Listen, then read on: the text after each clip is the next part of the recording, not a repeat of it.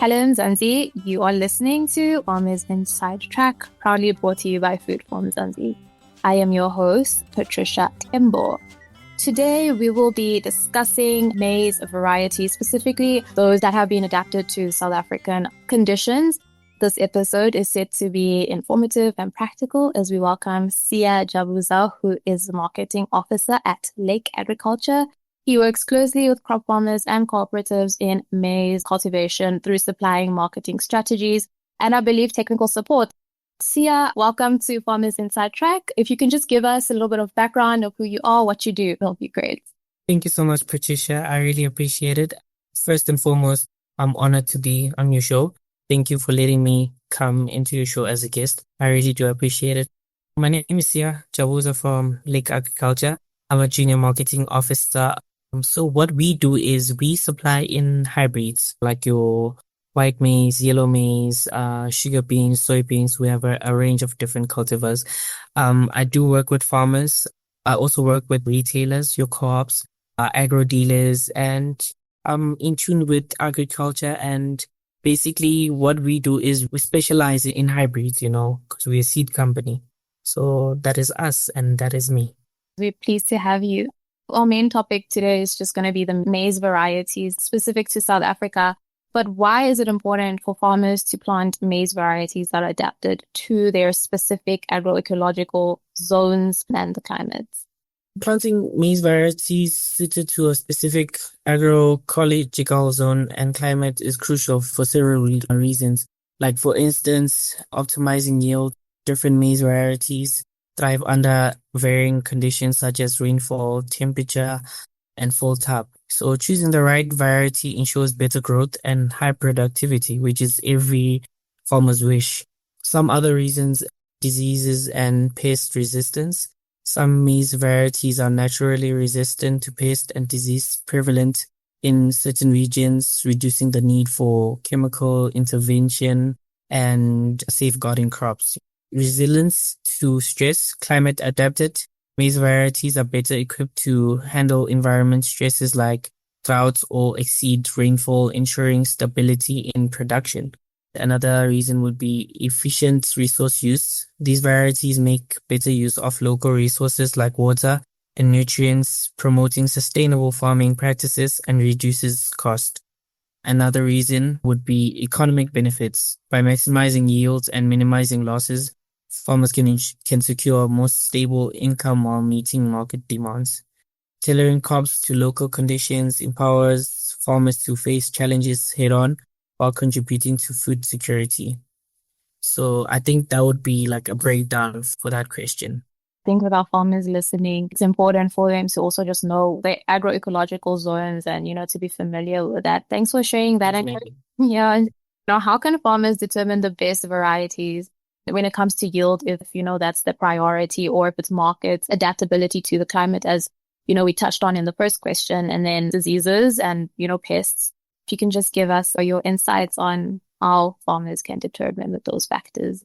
They can determine by considering several factors, as I mentioned on top, like yield potential, for instance, evaluating the variety's performance in terms of productivity under local conditions, conduct field trials, or refer to research data to identify high-yielding cultivars.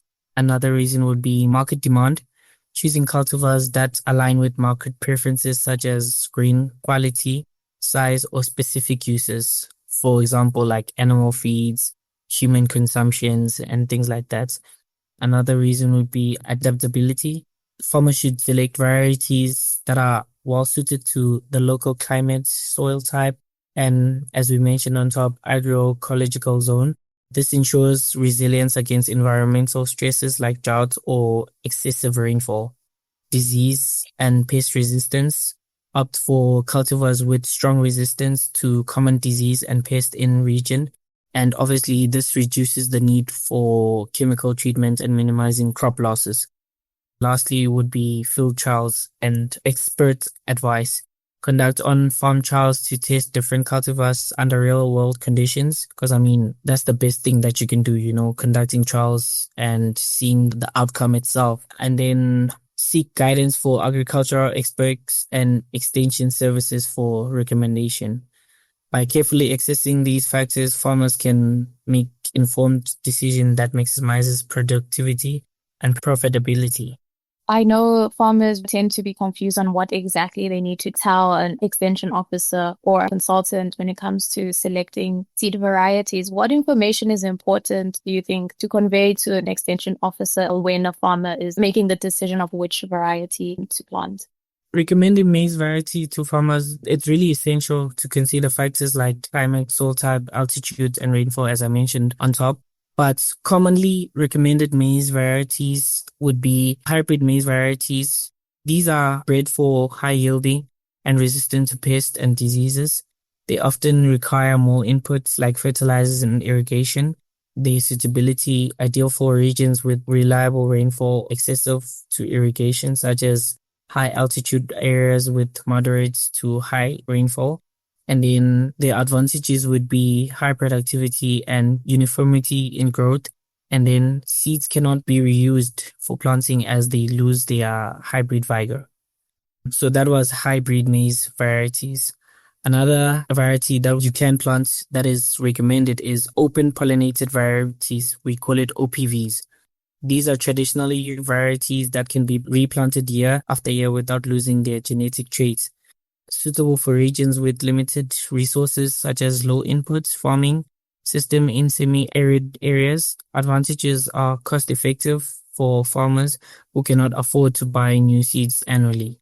And then the limitation is just lower yield compared to hybrids.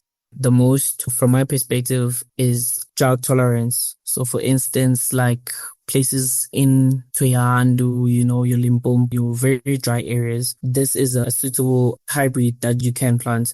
The characteristics is engineered withstanding prolonged dry spells, ensuring some levels of yield even in adverse conditions.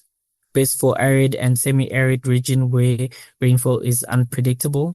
Reduces the risk of total crop failure in drought-prone areas. And then limitations may require specific management practices to achieve optimal results. Early maturing varieties.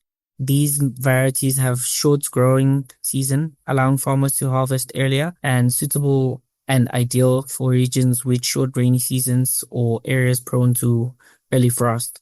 And then obviously the advantages would help farmers to avoid losses due to late season drought or frost. And then the only limitation would be may have slightly lower yields compared to longer season varieties. As I mentioned, each variety has its strength and suited to specific environmental conditions. Farmers should consult local agricultural extension officers or seed suppliers to choose the best variety for the region. Not to just say they should just plant what they think would be suitable for them. They should have the knowledge and then seek for knowledge too, and then plant what is suitable for their climate or environment. Just going back now, you spoke about the drought-prone areas and which varieties would be suitable for that. We experienced recently a maize shortage because of the droughts in the southern African region. With the varieties that what can you recommend for farmers who are vulnerable to droughts? What specifically do you recommend in terms of varieties and selecting them? In terms of varieties, there's different varieties for different companies. In this case, if there's no trouble, I can mention ours as Lake Agriculture. Like for instance, we have Lake 601. Lake 601 is a very drought-tolerant hybrid. For instance, it's a medium maturing hybrid with white flames. Flowers at 72 days and harvest at 140 days with the yield potential of 9 metric tons or per hectare. It's GMO-free and suitable for various African environments. Outperforms other hybrids in acid soils and exhibits excellent nitrogen use efficiency and tolerates to striga.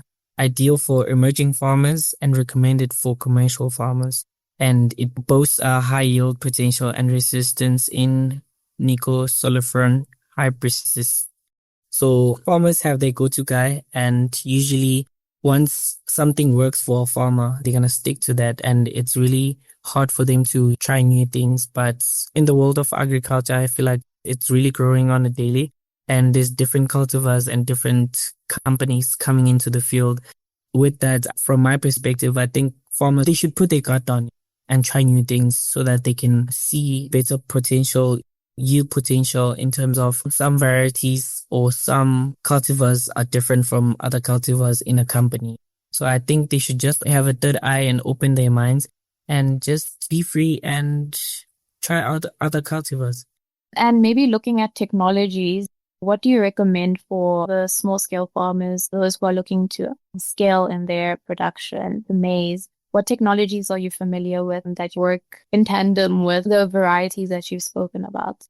For small-scale farmers aiming to expand maize production, adopting a mix of traditional and modern technologies can be significantly boost productivity and sustainability. So, for instance, I'd say climate-smart practices use drought-tolerant maize varieties to withstand unpredictable weather conditions, implement mulching and cover cropping to retain soil moisture and improve fertility, precision agricultural, utilize GPS-enabled tools for accurate planting and resource allocation, employ soil testing kits to determine nutrient needs and optimize fertilizer use, irrigation solutions, drip irrigation systems conserve water while ensuring consistent hydration for crops. Solar power pumps are cost-effective and eco-friendly for water management. Digital tools, mobile apps for weather forecasting and market prices help farmers make informed decisions, and remote sensing technologies and drones can monitor crop health and detect pest infestations early. And then lastly, mechanization. Small-scale machinery like handheld planters and threshers can save time and labor. These technologies not only enhances yield, but also promote sustainable farming practices. Those are the most popular one and affordable one. Thanks, Sia, for breaking that down. So with technology, it's where we're headed right now in the agricultural industry, and we're already there, honestly. But along with technology, adopting new technology is the importance of practicing sustainably or cultivating sustainably. What role does things like integrated pest management and sustainable agriculture play in selecting seed varieties? Integrated pest management and sustainable agricultural practices are pivotal in cultivating diverse crop varieties while ensuring environmental and economic balances. IPM is an ecosystem-based strategy that combines biological, cultural, mechanical, and chemical tools to manage pests effectively. It minimizes pesticides use, protects beneficial organisms, and reduces environmental risk. By focusing on pest prevention and monitoring, IPM supports the cultivation of healthy, resilient crop varieties. Sustainable agricultural practices. These practices aim to conserve resources, enhance biodiversity, and maintain soil health. Techniques like crop rotation, organic farming, and agroforestry improve soil fertility and reduces dependency on synthetic inputs. Sustainable methods also promotes heirloom and pest-resistant varieties, ensuring long-term productivity. Together, IPM and sustainable agriculture create a harmonious system that fosters crop diversity, reduces environmental impact, and supports food security. How can farmers keep up with the latest varieties? Because, seed production it's a continual process in adapting seed varieties to the new climate challenges farmers are experiencing.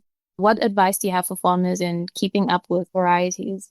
Farmers can stay updated on the latest crop varieties through several effective methods. For instance, agricultural extension services. Local agricultural extensions officers often provide information on new varieties and their benefits. Someone like me, I'm a junior marketing officer. They also organize workshops and field demonstrations like your trial seeds, planting trial seeds and stuff like that. Seed companies and cooperatives, your co-ops, your agri retailers, your TWKs, your Baru, your NTK, a list of them. They regularly release new varieties and provide detailed guides on their performances. Cooperatives can be a great source of shared knowledge amongst farmers. Research institutions, universities, and agricultural research centers often publish findings on improved crop varieties. Farmers can attend open days or subscribe to newsletters from these institutes. Digital platforms, mobile apps, and websites dedicated to agricultural offer updates on new seeds and farming techniques. Obviously, social media groups and forums allow farmers to exchange experience and recommendations. Farmer field schools. These schools provide hands-on training and exposure to new technologies and crop varieties. Lastly, trade shows and expos, agricultural fairs and expos showcase the latest innovations, including new crop varieties. Coming off of what you've just shared now, it'll be great for you to just share the seed varieties that you do have at Lake Agriculture. If you could just, go through the varieties and the advantages of each, maybe being more specific to the regions that they develop for. I only have 4 different cultivars. So how Lake Agriculture started, we're 10 years into the industry. We're a small company, really growing fast. We specialize in hybrids. We're a seed company, really fast growing. We're only 10 years into the industry, but our growth, it's really good to watch. It's really good to be part of the growth. At the expo, I had 4 different cultivars. And if people are concerned about other cultivars, they can just contact me and then I can just explain the range of cultivars that we have. First of all, I have Lake 401, also known as Utodela. So with our names, with each and every cultivar, it has a nickname basically. Because of us being dominant in African areas like your Swaziland, your Zambia, your Zimbabwe, we gave them local names so that they can remember instead of going to a co-op or an agro dealer saying Lake 401 or Lake 601 or Lake 101. We give them nicknames, preferably African nicknames, so that they can remember. Obviously, every hybrid, its name has a deeper meaning, but you'll just, as I'm explaining each and every cultivar. So for instance, we have Lake 401, nicknamed as Utodela. It's a white hybrid.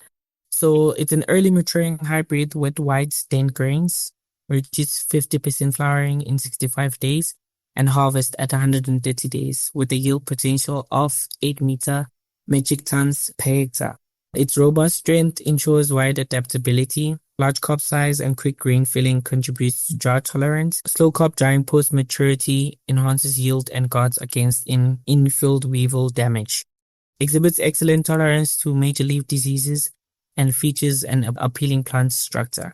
So that is a Lake 401. And then similar to that, I have a Lake 601, nicknamed as Ivulindlela. So they both white hybrids, but one is slightly faster than the other one. And then I'll name this one. It's a medium maturing hybrid. Remember the other one was a early maturing hybrid. So the 401 is faster than that 601.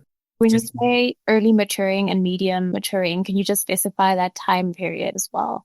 For instance, when we say early maturing hybrid, that is faster. So it has a faster flowering stage, a faster harvest stage. Like for instance, the 401 reaches 50% flowering in 65 days. And the Lake 601 reaches 50% flowering in 72 days. So there's a difference there. And then obviously with farmers, every farmer has their specific preferred cycle, preferred time. So for instance, some of them, they prefer an early maturing hybrid. Some of them prefer a medium maturing hybrid and some of them prefer a late hybrid maturing. It's with preference basically. Lake 601 is a medium maturing hybrid with white flint grains. 50% flowering at 72 days and harvest at 140 days with a yield potential of 9 metric tons per hectare. It's GMO free and suitable for various African environments. So for instance, like your very droughty area, like your Limpopo, Tehandu, Bushbuckridge, all of that. And then outperforms other hybrids in acid oils, exhibits excellent nitrogen use efficiency and tolerance to striga. Ideal for emerging farmers and recommended for commercial farmers. And then boast high yield potential and resistance in nitrosulfuron hybrids. And then our best seller is Lake 101.